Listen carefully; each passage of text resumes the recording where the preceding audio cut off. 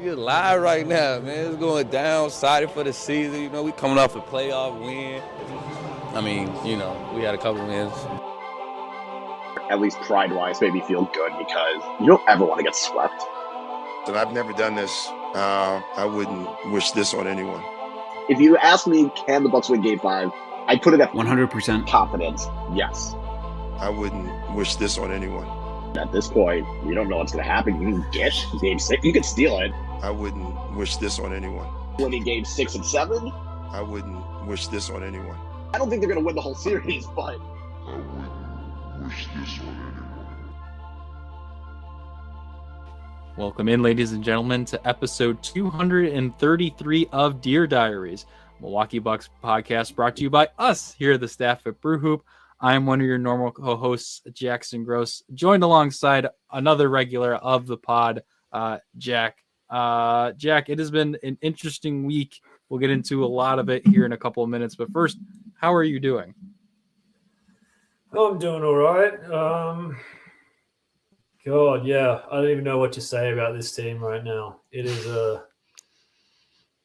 on one hand, there's like the tank element, which is like saving my mental health a little bit because I've become like a tank aficionado. I study it every single day. So, but on the other hand, look, seeing your team like turn into just an absolute pumpkin is not the greatest feeling. So, what about you, my friend?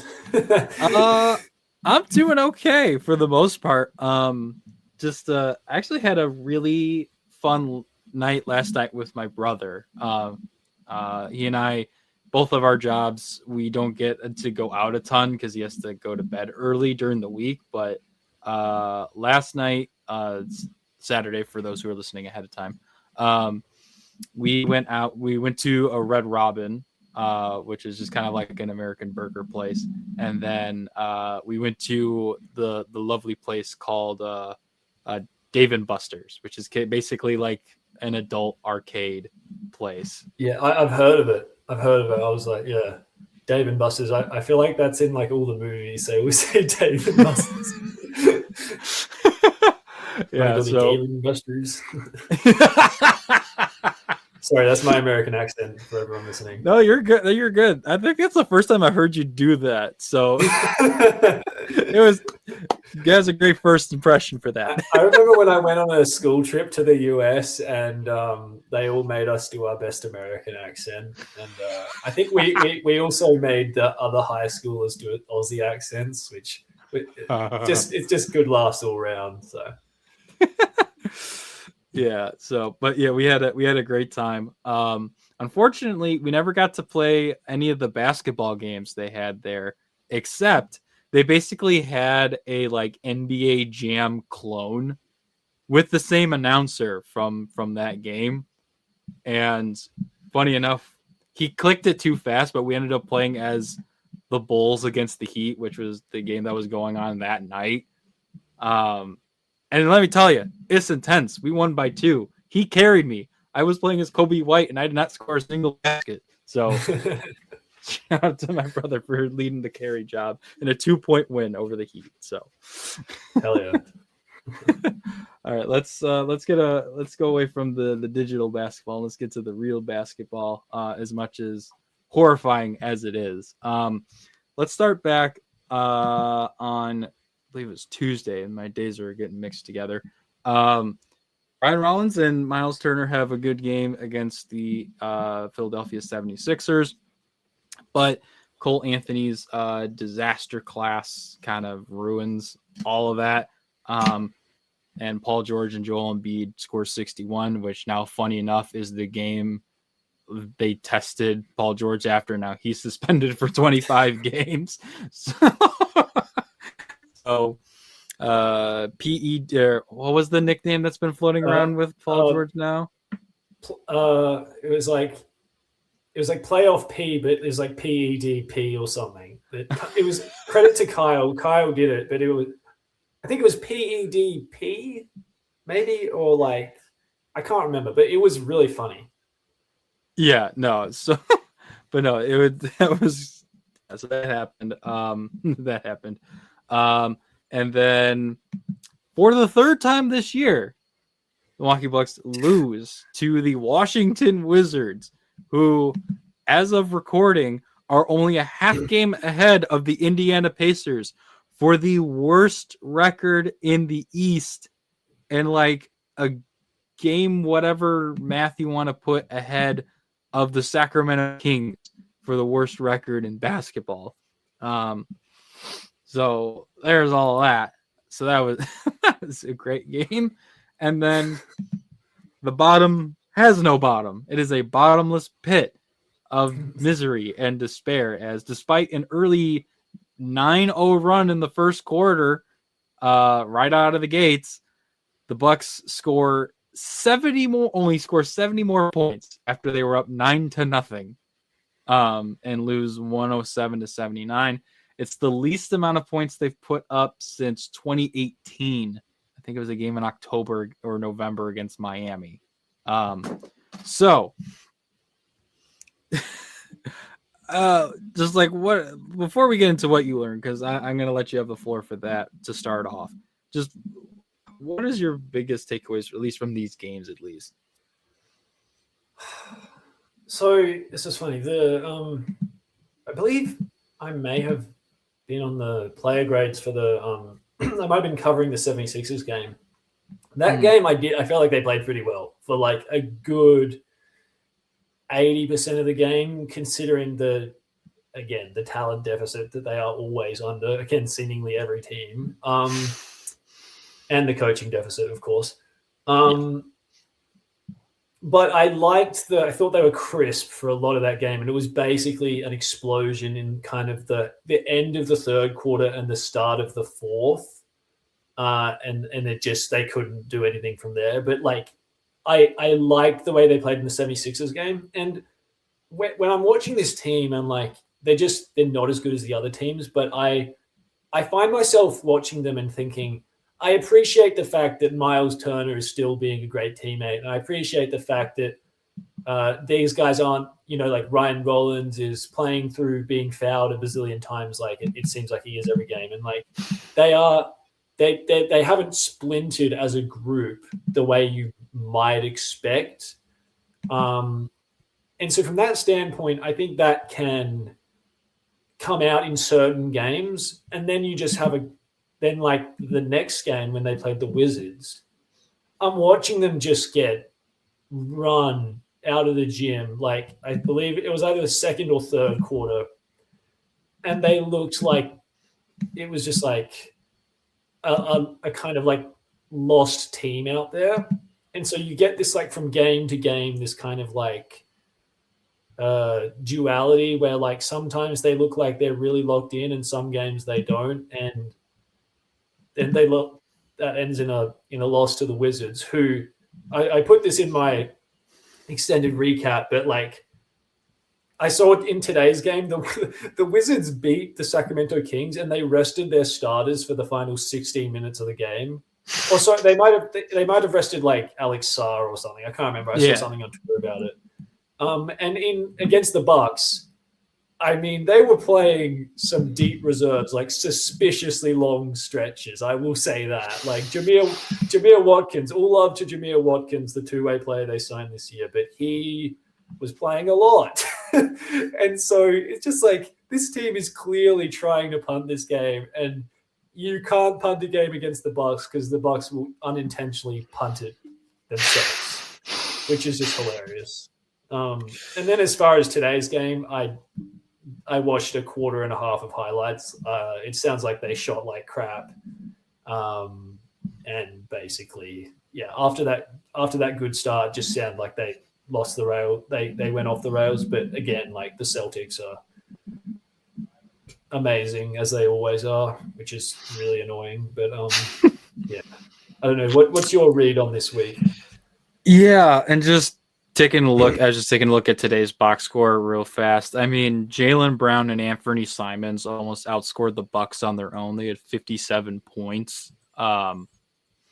So yeah, that's just kind of how today went.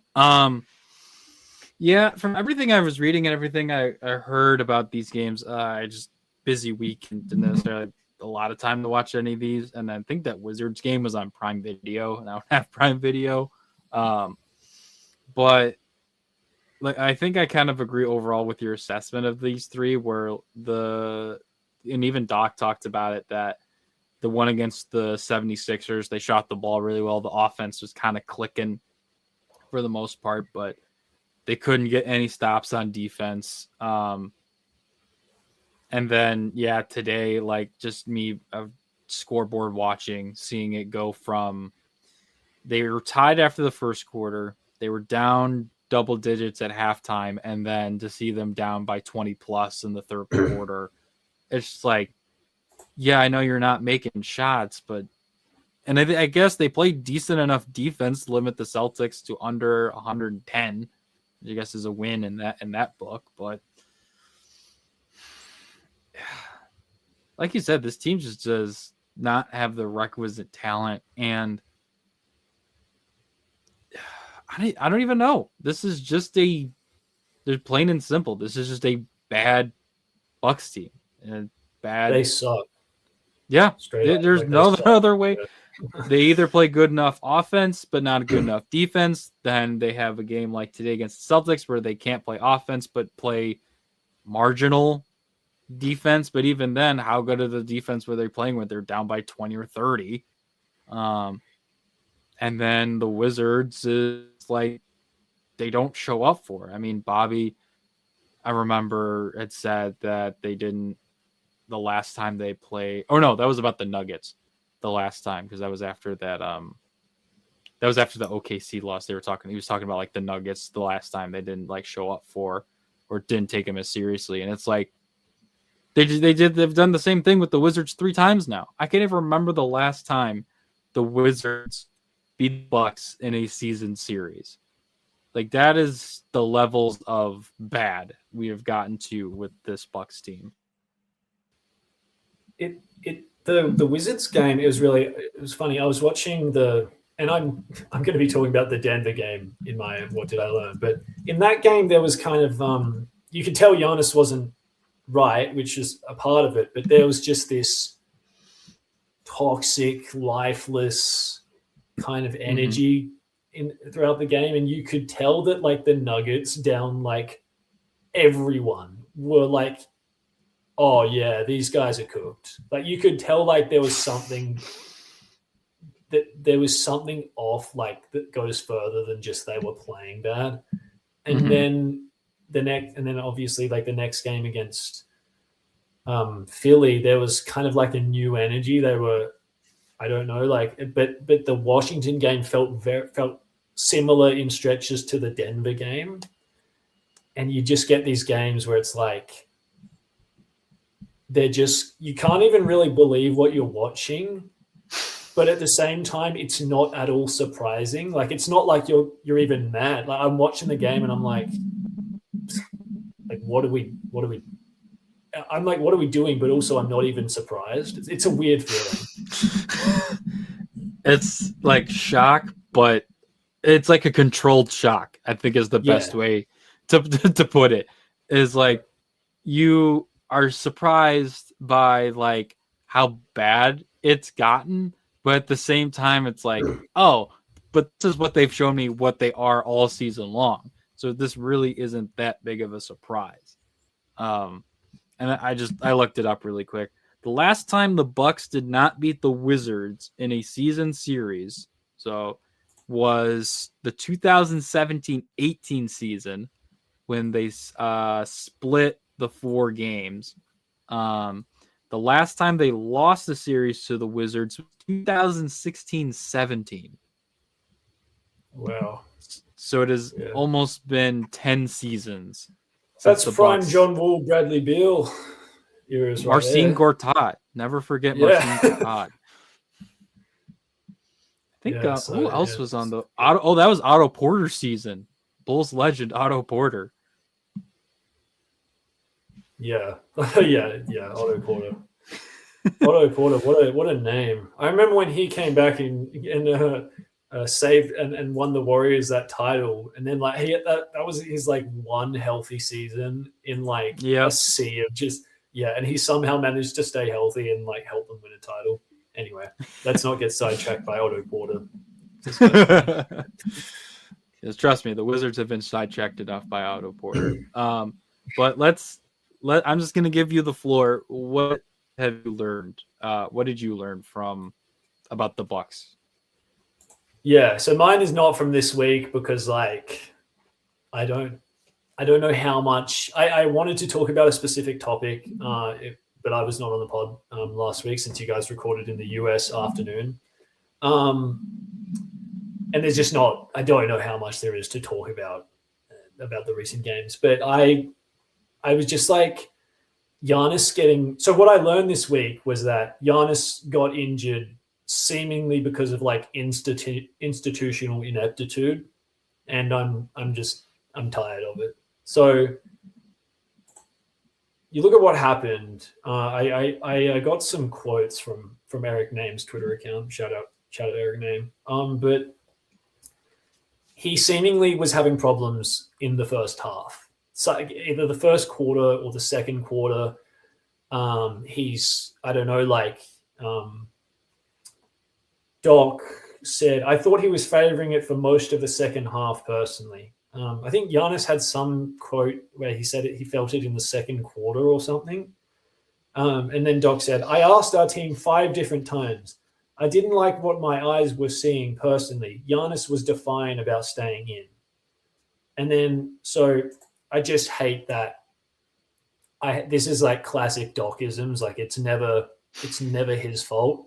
It's always someone else's fault. Like I'm the head coach and my player, I can tell my player is not right, but I'm not going to do anything about it.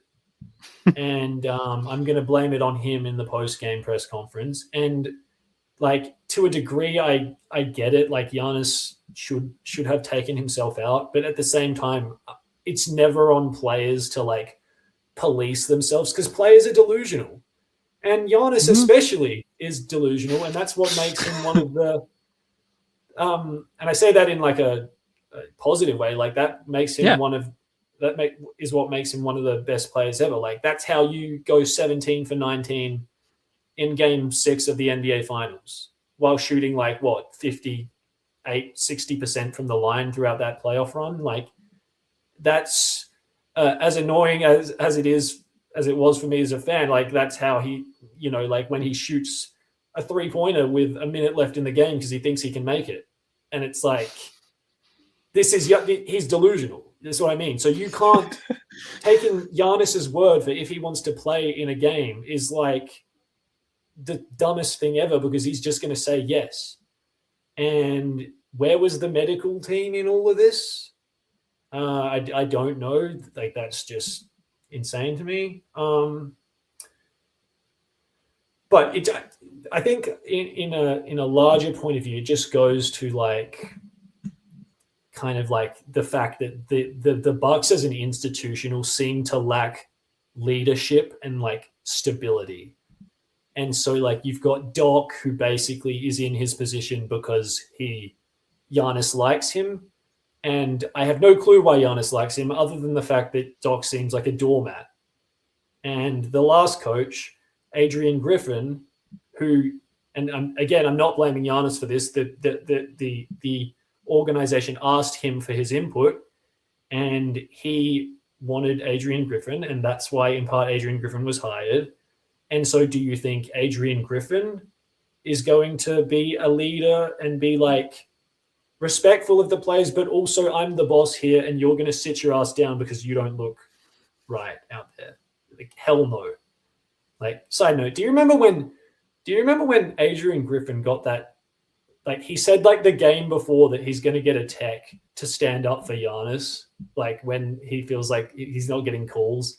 And then they played Indiana and he got the most like corniest ejection I've ever seen, where he was just obviously going into it like, I'm gonna get a tech for my guy here.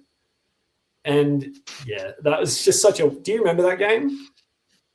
Oh God, it was like so. It early in the happened season, after a Bulls game, but then he did it in a game against the Pacers. Is that what is? It was definitely against the Pacers. I can't remember the game before, but he's like, he's like, I need to stand up for Giannis more because he's getting belted out there. And then the next game, he gets like, he just like seemingly walked up to a ref and said some magic words and got thrown out. And it was just like, it might have been the corniest thing I've ever watched, honestly. I do not remember that game specifically, but that does sound about right. And just like, although honestly, the biggest thing that always stands out to me about the Adrian Griffin era is basically the players like telling him like, stop forcing Brooke Lopez to trap back to the block.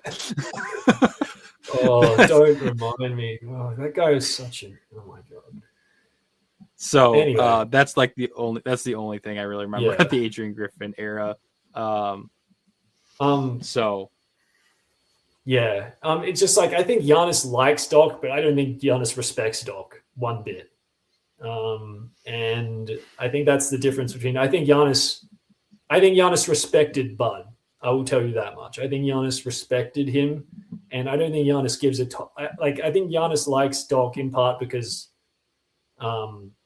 he is a doormat for Giannis, but I don't think Giannis respects him. And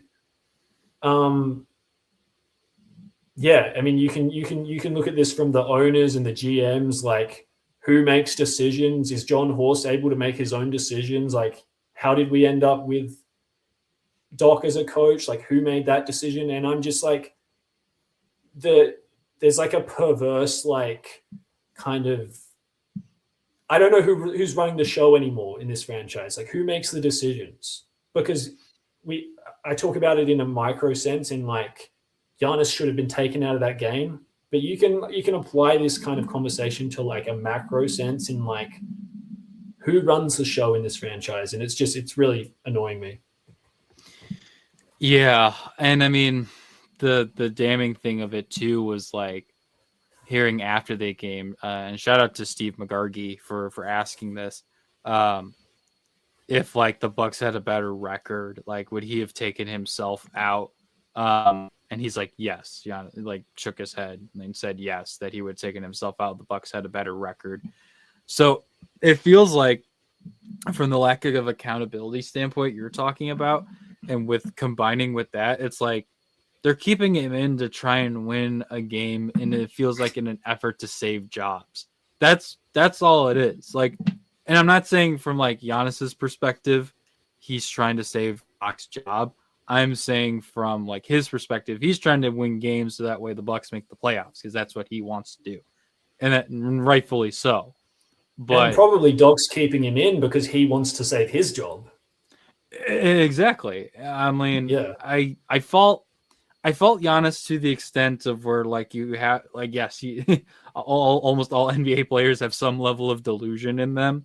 But you also have to have a self-awareness of like, it also goes to show like and I'm not trying to put words in his mouth, and I know there's probably a portion of like that he does like trust his teammates, but like you don't trust your teammates to kind of like carry the torch to win a game against the Nuggets with no Jokic, Murray, Peyton Watson, no Cam Johnson. Like, yeah, what does that say too? And again, I'm not saying that Giannis doesn't trust his teammates. I don't know anything about that. I mean, he's called them out to Kingdom Come. We know that for sure. And maybe that does factor into it a little bit. But yeah, and I agree with the portion of like, I think Giannis respects like what Doc has done. I think he said something to that effect in the past. But in terms of a current like player respecting his coach, I agree. Like, Giannis can basically just do whatever he wants. And I feel like he isn't being challenged like he was when Bud was here. Even to certain extents, I'm sure when Jason Kidd was in town. Those are guys who are going to challenge you. And I'm sure Nick Nurse or Kenny Atkinson would have been guys who challenged Giannis and held guys more accountable. So Yeah, that's a great point. Sorry to cut you off. That's a great point about the challenging part of it, because something I felt as well is that it's not like about being a tough guy to Giannis or whatever, but it's about they're robbing him of his potential by giving him these coaches that are just there to like be his best friend. They are like they're robbing him of his potential of being the best player he can be, because they hire coaches that are like, if you ask the best player who you want to be your coach, do you think that coach is ever going to challenge that player? Hell no. Yeah, that's a great point too. On top of that, yeah, and so yeah, it's just a bad, like, again, you want to get input from the star player because they're going to be dealing with this coach on a daily basis. Yet you also have to have the fortitude to be like, yes, we want to listen to him, but we also need to find the best coach for the team, not just Giannis and Dame at the time.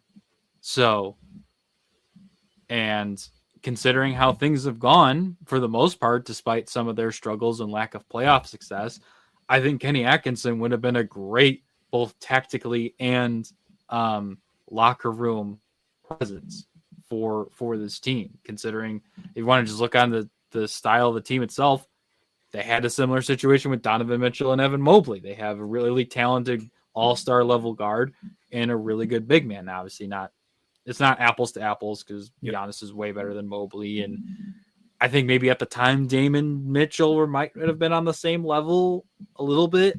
But yeah, like, and again, it all goes, this is what happens when you hire, or you don't hire, when the owner of the Cleveland Browns like buys your team. They meddle so much. And like, yes, you have to get approval from the owner for things, but it comes to a point of like, they should be active in the decisions, but you have to trust the people you have in place to make these decisions. Like, if they don't trust John Horst to pick his own coach and do what he needs to do for the roster, then find someone who you trust, as good as John Horst has been. And it would not have been an indictment on John Horst if they said, like, you know what, we want to move in a new direction with a new general manager. We're going to go with somebody else, or let his contract expire and just have a mutual parting of ways. So, but to force Doc Rivers into being the new coach, because that's what has been said before, that it was the Haslams who forced Doc Rivers onto Horst, is like, you're hamstringing everything. And then for Doc, and then I don't know if you read the Jim Ozarski of the Journal Sentinel, he reached out to Jay Crowder to talk about what he said on Twitter the other day. And he talked about how from when Doc gave his intro press conference, like, oh, I wouldn't wish this on anyone, instantaneously he lost Jay Crowder, because it's like, we're 30-13. We're a good team. This is a great situation to be in. And it's like, he also, oh, you don't have to do this. Like, you threw your hat in the ring to be here. So, sorry, they gave me $40 million. How everyone should feel sorry for Doc. They gave him $40 million to coach a team. He's one of the highest paid coaches in the league, and he's one of the worst coaches he is probably the worst coach in the league. Like, it's just amazing. The lack of like, oh, I wouldn't. Yeah, I totally. Yeah, I never thought I'd say this, but I agree 100% with Jay Crowder. and like, I guess it's a double-edged sword with how Doc responded to what Jay said. And he's like, oh, it usually starts with playing time. But it's like, it's kind of funny. Like, yeah, Jay wasn't that good when Doc was here with the Bucks, and he had that abdominal injury or whatever. So that was part of it. Yeah, at the same time, that's classic Doc. Not taking any responsibility for anything he said or did. And Doc just does not take accountability for anything. It's amazing. Yeah, for how he established, that was his first opportunity to set the tone in that locker room. And it's like, I am in a horrible situation. I wouldn't wish this on my worst enemy.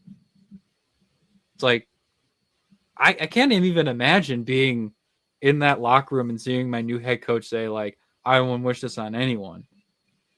What do you mean? Like, yeah, it's difficult coming in mid-season, but A, you signed up for this, and B, we're 30-13. Prime position for a top 3 seed in the Eastern Conference. Yeah. Yeah, I'll say this last bit and then we can move on to what you learned. But I remember what you said something about Kenny Atkinson, and it made me think. I remember in the first time the Bucks played the Cavs this season, Giannis might have had like 40 something. It might have been like 38, 40 or something. Mm-hmm. He had like a pretty good game, a really good game, I should say. And there was a quote that came out from Kenny Atkinson that said in the locker room, he stood up to Evan Mobley and he said, stop, he said something to the effect of, stop being selfish. You're going at Giannis and Miles too much, and you're being too individual with it. And in turn, Mobley responded in the second half by playing much better and adjusting his game. And he stood up right to his star player, who he needs to be on his side. He can't piss off a star player, but Mobley respects him enough to be like, yeah, I'm on some BS right now, and I'm going to change my ways. And my coach is only saying this to me because he loves me and he wants me to be the best player I can be. And they end up winning the game by like a good amount or whatever. I can't remember if they won, but they won the game. I don't know which game you're talking about. It was fairly close. It was within like 7 or 8. I think it was a pretty close game, but yeah. Yeah. And he stood up right up. He wasn't scared. And it's not about some like upset. It's not about like being annoyed at Giannis in and of itself, but it's about the player knowing that while I love my coach and my coach loves me, he's still going to challenge me to be the best player I can be. And I don't think Doc has said, not that Giannis has been like the problem this year or anything, but I'm just saying like I can't point a single point where Doc has said like the Washington game was like one game where, let's be honest, Giannis quit on his teammates. Mm-hmm. And Doc said nothing about it. Doc said Giannis played a good game. And that is just classic. Doc knows where his bread is buttered. Doc knows why he's in his job. And that reeks of, I wonder how other players feel when Doc calls out Ryan Rollins, he calls out KPJ, he calls out Miles Turner, he calls out all these other guys, but when the star is off limits, that's not good enough. And again, I'm not here to talk about Giannis. It's just like the whole injury thing really pissed me off because it's like a lack of accountability, and Doc's like blaming Giannis at the end of the game, like, oh, well, he wouldn't come out. It's like, no, you're the boss. Drive the damn ship. Make the damn decision. Tell him he's not coming back in because your word is the final word. And it just seems like Doc is just kind of a passenger and just watching from the sideline and not making decisions. But anyway. Yeah, and my last point on this before I get into my thing is like, yeah, the thing you brought up about Mobley, where it's like, it's not like that the coach is like mad at you or hates you, like you said. It's like, we need to be checked. Everyone needs to be checked every once in a while. We're like, and it's not an insult to Mobley that he's not doing what he needs to do or like not playing super great against Giannis and Miles Turner on the interior. Whereas as much as maligned as Turner has been for how he's been used both offensively and defensively, those are still two very talented interior defenders.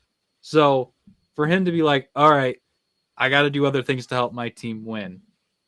Credit to Mobley for that, for being coachable. But then, like you said, Kenny Atkinson being that type of coach to be like, you need to do this so we can win. Because that's everyone's goal in here. Not for you to put up your stats in effect. So yeah, I'm just so again, I have a little bit more leeway with Jay Crowder just because he's my Marquette guy, so I give him a little bit more leeway. But no, like, yeah, it's just so bad. I feel like I'm pontificating at this point. It's just so bad having Doc here. And there have been so many times we've said, like, oh, this is a great time to fire him. You guys have 2 or 3 days off. It's not between happening. games. He's going to be here. Yeah. And so that way, when they hire the new coach, I think they'll be done paying Griffin or have like 1 more year left paying Griffin. Yeah. Something like that. So that's what's going to go on. Yeah. I mean, at this point, I've said this privately, but at this point, Doc is a great tank commander, and they'll save money by just keeping him in his job. So, like, at this point, it's like whatever to me. It's probably not good for the players, but for the institution at large, like, I'm fine with it. And that rolls in perfectly. rolls perfectly to my what I learned. It's bring out the A1 Abrams, baby. Let's roll in those tanks. It's time. Yeah, it's like I didn't expect them to do well this week. I had 1 and 2 with the win against the Wizards. Obviously, I was wrong. They've now lost, what is it? They have now lost 5 in a row. They're 2 and 8 in their last 10. And they're officially tied with the Memphis Grizzlies for the 7th best lottery odds. Some good things happened in terms of teams ahead of them in the tank. Washington won their 13th game, so they're now at 5. So yeah, it's just time. Like, there's no point to making a run at the 10 seed. They're 4 games behind the Hawks at this stage. There's just no point. Like, if they do that, they are putting themselves in the same situation as the Chicago Bulls have been in the last since the first year of the DeRozan, Levine, Vucevic triumvirate, where they're a middling team. They were better that first year, but that was because Lonzo was healthy for half the season and then didn't play for 2 years. And yeah, they've been a 9 or 10 seed every year. Won, I think, 2 play-in games, get destroyed by the Heat in the play-in, and just don't make the playoffs. So why would you want to be them? Why would you want to be the new Chicago Bulls? Like, there's no point to sneaking into the playoffs or sneaking into the play-in, making your lottery odds worse in the process. Like, the Bucks should realistically, they should stay. The highest they should go is like 6th, and the lowest they should go is 9th. Because obviously we don't want, or the Bucks probably don't want, like, their pick to jump up ahead of the Pelicans and the Pelicans to drop like 4 or 5 spots in the lotto. That is like a worst case scenario, because the Pelicans are currently 2. I mean, dropping to 6 wouldn't be bad, but I'm sure obviously the Bucks rather have a top 4 pick in this draft, even though it's as good of a draft as it is projected to be. But yeah, it's just, man, when I came in, like, I'm just gonna do a broad stroke.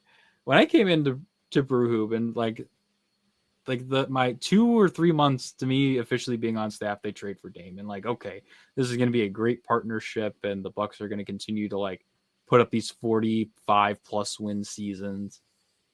And to see them go from the last vestiges of a title contender to this is something that I'm sure I am not alone in being shocked that this is where we're at.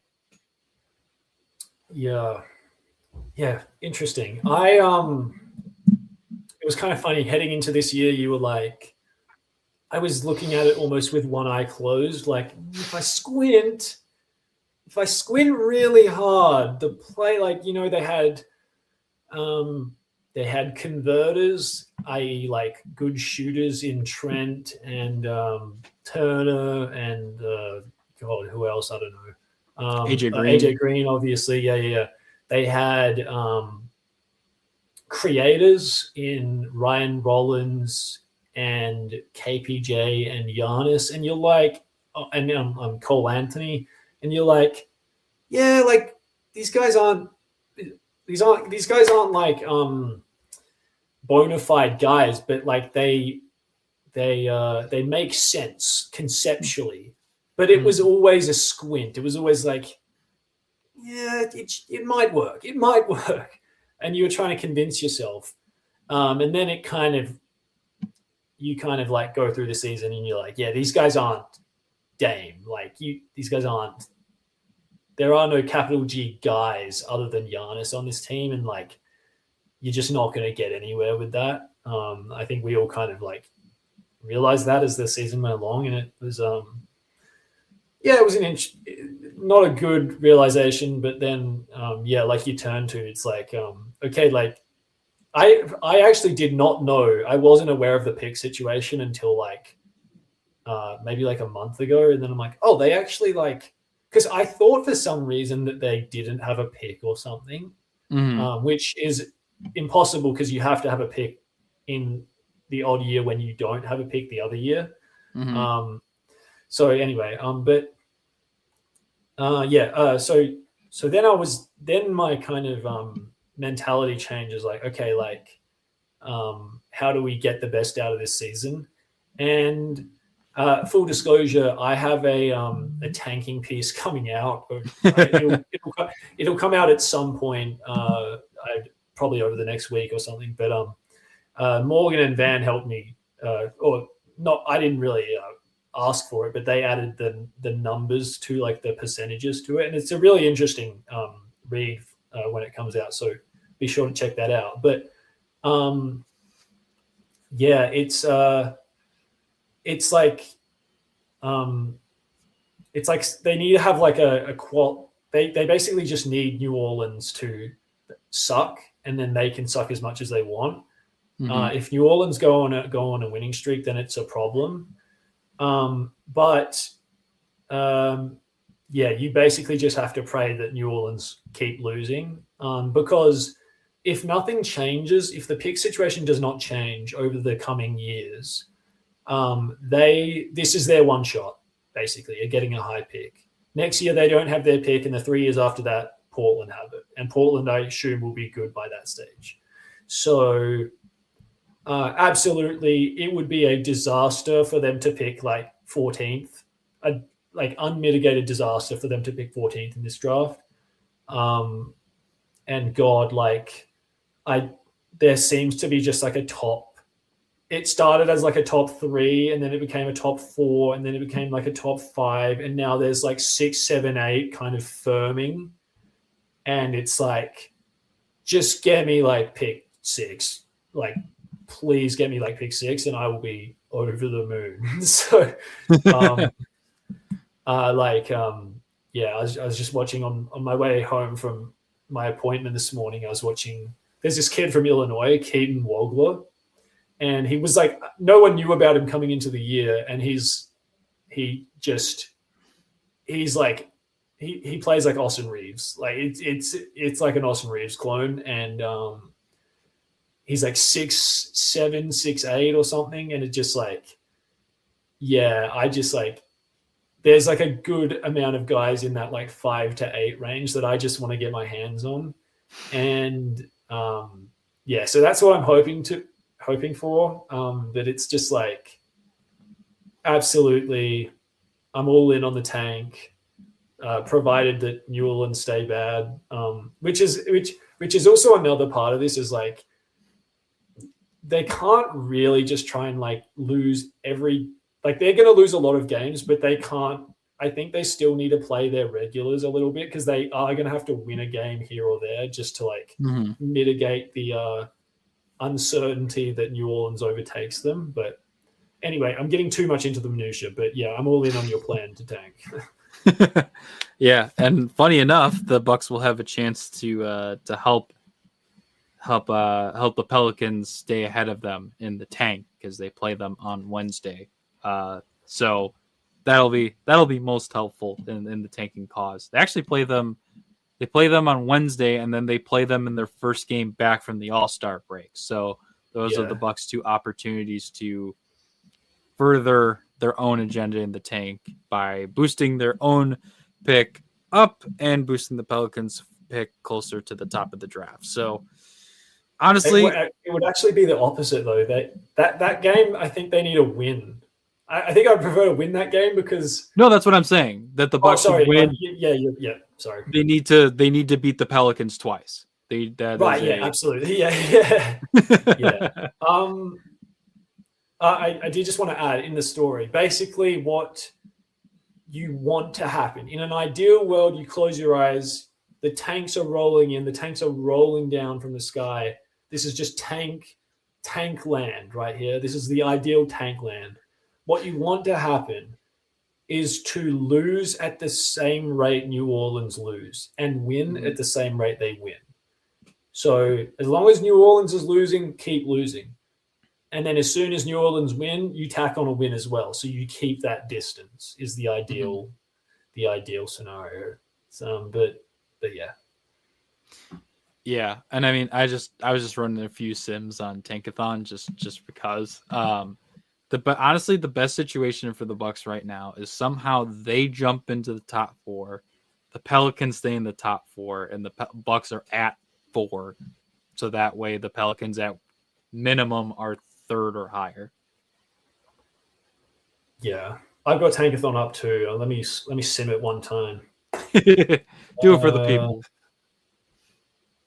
Oh no, yeah. So the Bucks jumped from I think it might have been 8 to 2, gave up their pick to the Atlanta, but then they got pick 5 because New Orleans went down to pick. Yeah, New Orleans went down to pick 5, which means the Bucks get that pick, which is a good result. So, fingers crossed. I think I just canceled out the good juju now. Oh no! I did one. The Bucks won the lottery, and the Pelicans dropped down to 6. That's still an okay result. I will say that. Yeah, but I mean, like you win the lottery, but you're picking 6th. This sucks. Yeah, but better than picking 13th. I will say that. True. Although, didn't the Mavericks jump up from like 13 last year to pick number 1? So, here's another thing that people are talking about. That people get confused about, like online, that people don't know about is the top picks have a floor for how far you can drop. Yes. So people think that like the second pick can fall down to the 10th, and that's just not possible. The second pick, I believe, has a floor of 6th. So let's say everything stays the same. Long as New Orleans, like the Bucks could jump up from 8th to 1. Let's say disaster happens. They jump up from 8th to 1, lose their pick. They're still going to have a top 6 pick. So it's you just like the whole thing relies on New Orleans being bad, the whole plan. So, I think they'll be fine. And even like they still have the problem is that there are 1, 2, 3. There are 4 other teams with 13 wins. So that could get like really hairy at some point, like you said, if the Pelicans go on a bit of a streak right now.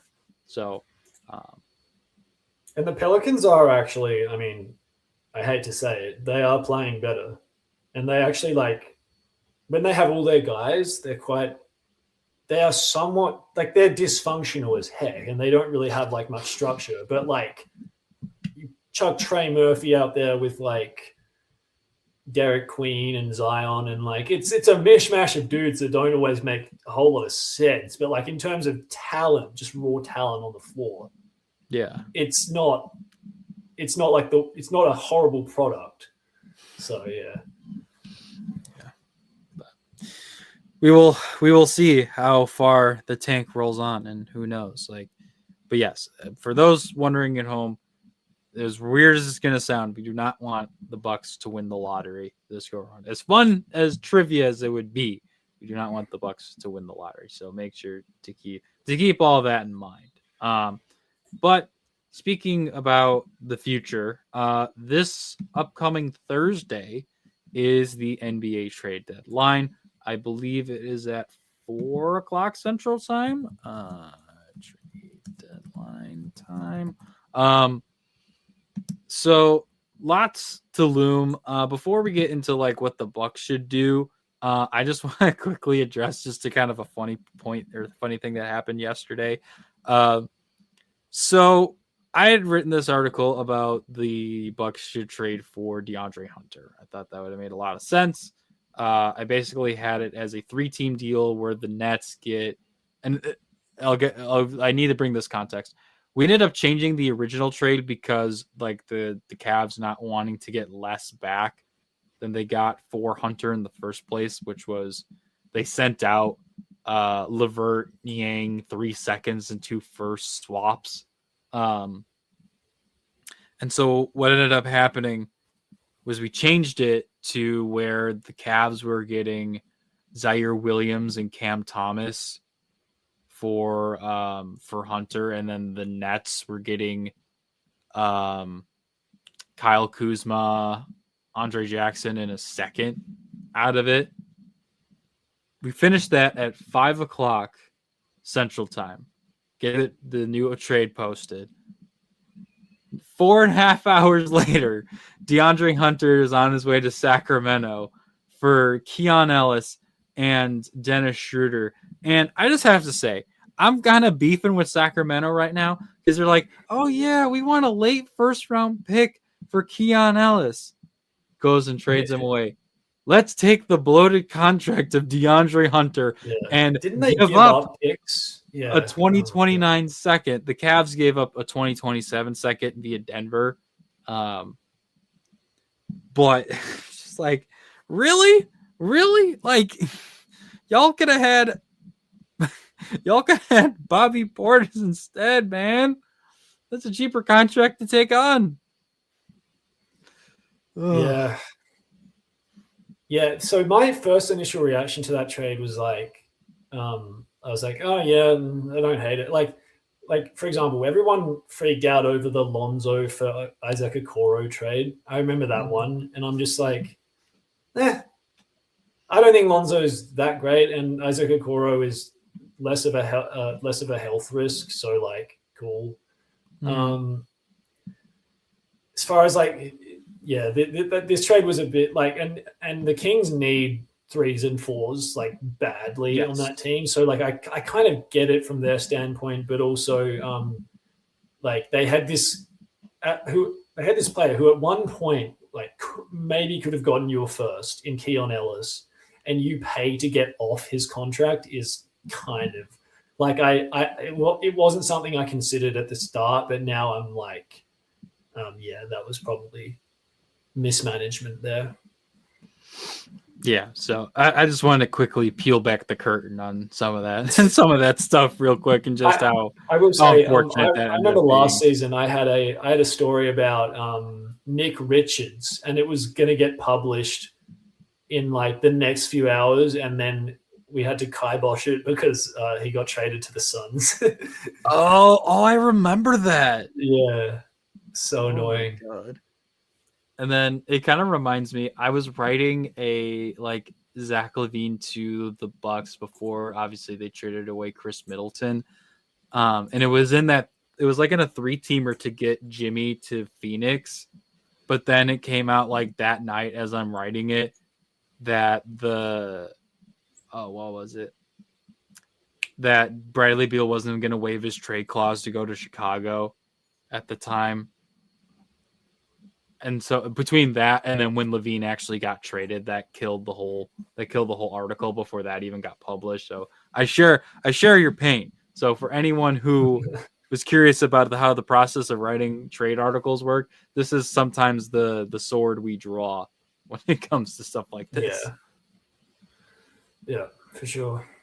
But moving past that fail son of a candidate, what should the Bucks do, and like what realistically could they get for like Bobby Portis, Gary Trent, and maybe some other veteran pieces that contenders would want? So I've always been on the track like they should sell high. They've got a good sell high opportunity on Bobby Portis. I maintain that he's not going to help you win at the highest level, but how many trade deadlines have we gone into saying, man, it'd be great to get to trade Bobby, but he's got no value. Like I feel like that's happened like three deadlines in a row now. And it's like, okay, like now is the shot. I don't care like about anything else. Take the shot. Now is the opportunity. If you can get some good seconds for him, do it. As far as Gary Trent, I don't think he's got any value whatsoever, unfortunately. Who else? I don't know. Who else has value? Gary Harris? No, you get nothing for him.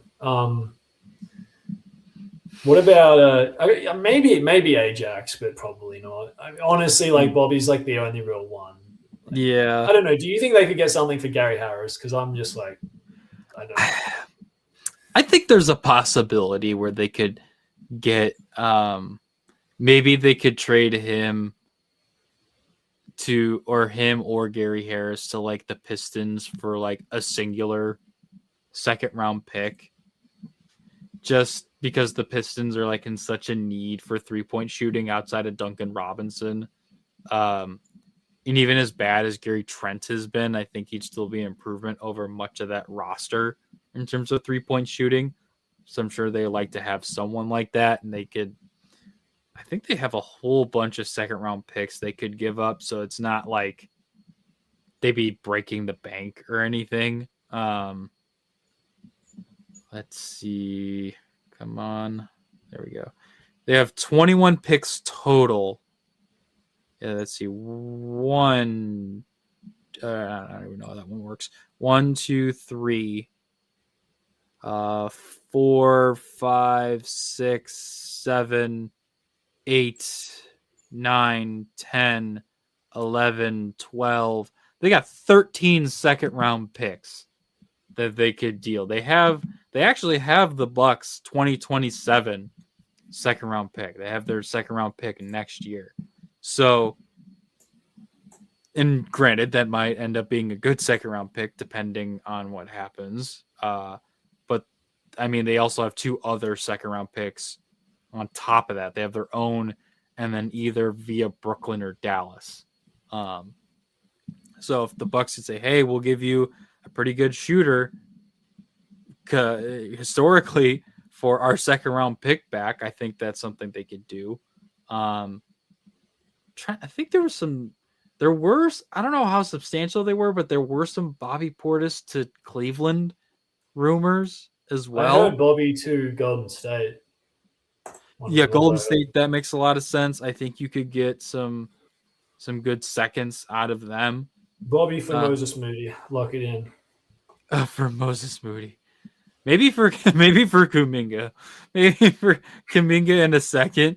Kuminga will be there. We'll be like in our graves, and Kuminga will still be a Golden State, and he will have asked out every single year, and they'll be just be like, nobody wants you, basically. It'll be like that skeleton in the bottom of the pool meme. Oh yeah.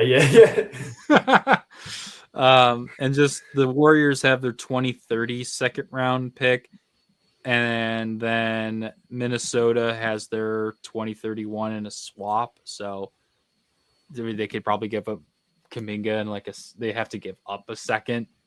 And I'm sure they would much rather have Bobby Portis as a backup, or even maybe start him over Al Horford at center at this rate for them. So as for that, Gary Harris maybe gets you a heavily protected or really bad second rounder. But I think at that point, with the connection between him and Miles Turner's agent, you probably just keep him around and let him pick up his player option. But yeah, it's really just Bobby and Trent. Maybe you get a team to take a flyer on Ajax, just for like, hey, there's some defensive skills here. Maybe we could take advantage of them where you couldn't. But yeah, outside of that, they just don't have dudes. Like, I don't. There's like, no one. Yeah. I was gonna say no one's gonna want to take Kuzma now that the Bucks are gonna be a seller, and I'm sure the Bucks want to keep him because he's their third highest paid player, as depressing as that is. So yeah, it's unfortunately slim current assets to trade for somebody, slim assets to send out to get more assets back. Yeah. I got nothing to add. They just don't have dudes. Like Bobby's like the only one that I think they'll get anything for, and I think they should absolutely do it. So, yep.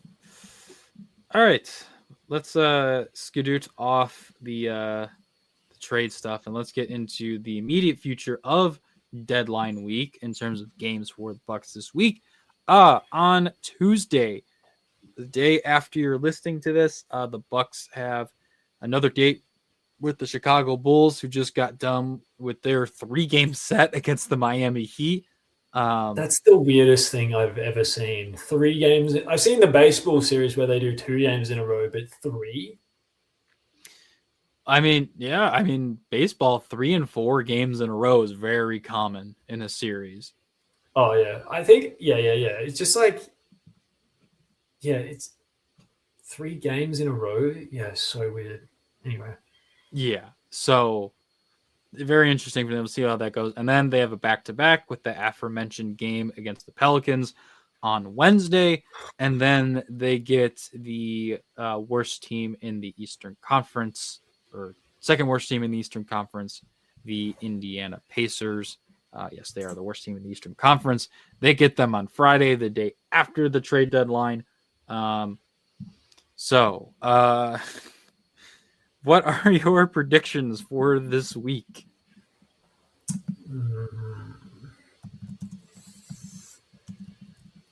Oh, God. I think they will lose to the Bulls and they will lose to the Pacers. Oh. I don't know. I mean, the Pacers are actually playing. They just beat the Hawks. And the Pacers have won 3 of 4 at this point. The Pelicans game. Let me say that they beat the Pelicans just because that has to happen for the tank. But I think they lose the other 2. What about you?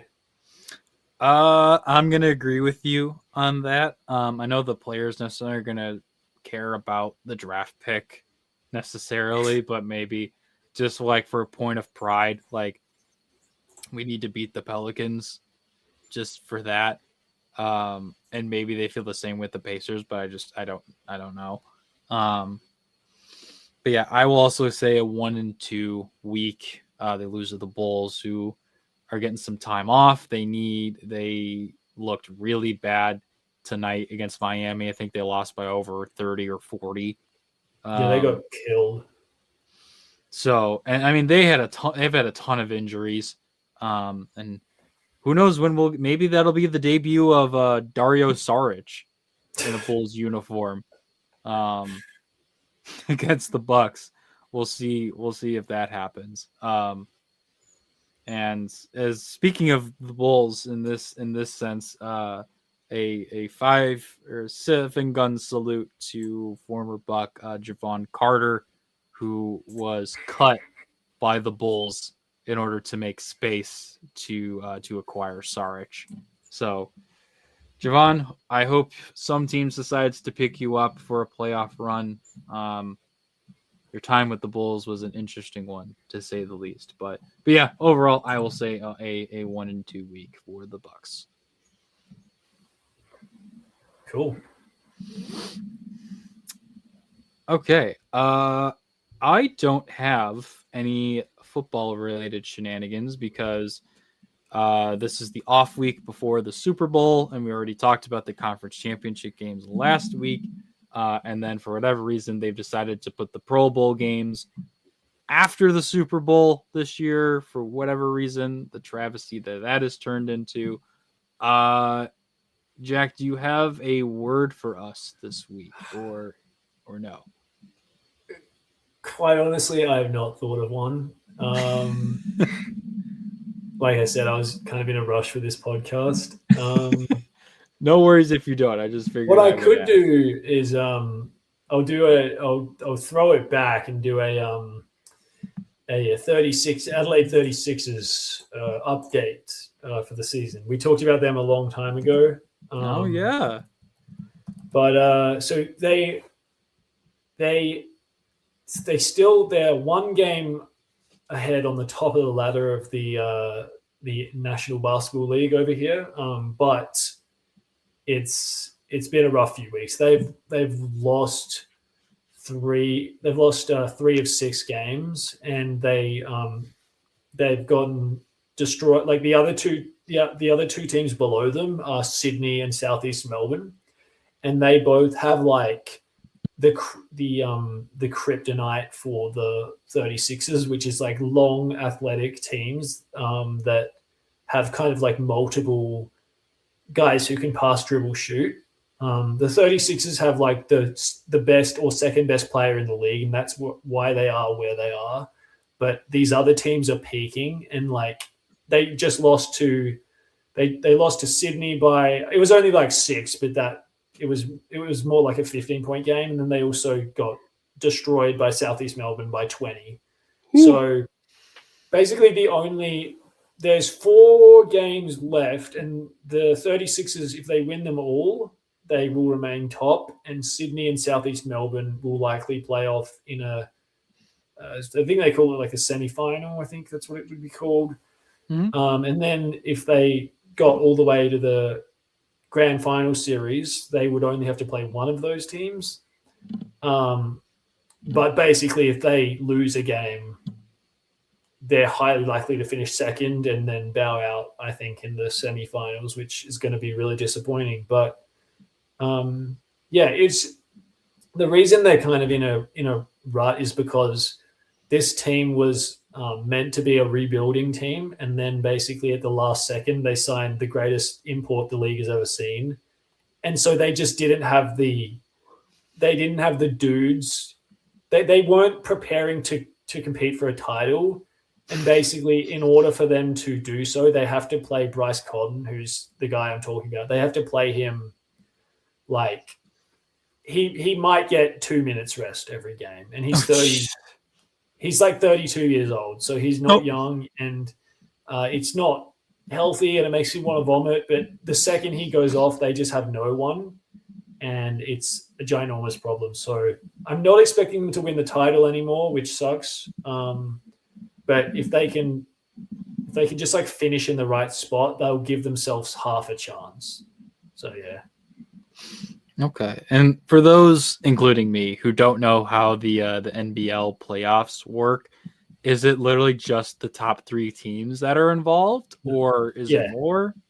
So sorry, I should have explained that. So top 2 get so there's a play-in tournament, just like there's a play-in tournament for every league in the world now. Like it's like the new thing. Like everyone copied the NBA. Mm-hmm. So top 2 seeds get in automatically, and then 3, 4, 5, 6 play off for positions 3 and 4, and then 1 plays 4 and 2 plays 3, and then the winners of those 2 series play off so there's a 3-game series in the semi-final, and then a 5-game series in the grand final, in the finals, I guess. So, but yeah. So, and just making sure I have this right. So the top seed automatically gets into the grand final, or they get into the semi-final? No, they have to play the so top seed. If you finish top, you will play the 4th seed, and then the 2nd seed plays the 3rd seed. I see. So then that's after the 5 and 6 play in against 3 and 4, right? Yeah, exactly. Yep. I got it. Cool. All right. I will. That sounds interesting. I mean, it's basically the same, but it's kind of fun that they limit it to 6 teams instead of 8. So I think Yeah. that's Well, kind of how many teams is interesting. there in the NBL? There's like, I believe there's 10 teams. So it's not. Oh, yeah, that makes Yeah. sense. Yeah. So it's not Yeah. too many. There's not that many teams. There's a couple teams from. So there's Sydney, a couple teams from Melbourne, Perth, Adelaide, Brisbane, Cairns. Who else am I missing? Someone. Tasmania has a team. Ooh. Yeah, I might have just listed them all, but yeah, it's a fun little league, to be honest. But because it's a lot more intimate than like the NBA is. Yeah. But yeah. Yeah, that'll be fun to kind of keep an eye on and see what happens as you guys reach the NBL playoffs. So that should be fun. That's gonna do it for us for this edition of Dear Diaries. Make sure to go ahead and subscribe and listen on wherever you get your podcasts. Make sure to follow us on Apple Podcasts, Spotify, or wherever else you get your podcast. And then, of course, make sure to also like and subscribe on the YouTube channel. Just a reminder for those wondering or who have forgotten, the NBA trade deadline is on Thursday at 2:00 Central Time. But there might be some trades that get reported in a couple minutes afterwards. The trades are officially done. It's just when the reporters are getting to that. So if we remember last year, we had the buzzer beater with Kevin Porter Jr. for Marjon Beauchamp. So be on the lookout for that. Should the Bucks make a significant move, expect that we will have a live reaction to whatever that move is. Hoping it is a Bobby Portis trade and not a Giannis trade. And we'll see if that report bears fruit. But we'll go ahead and end it there, and we will see you all next week after the trade deadline.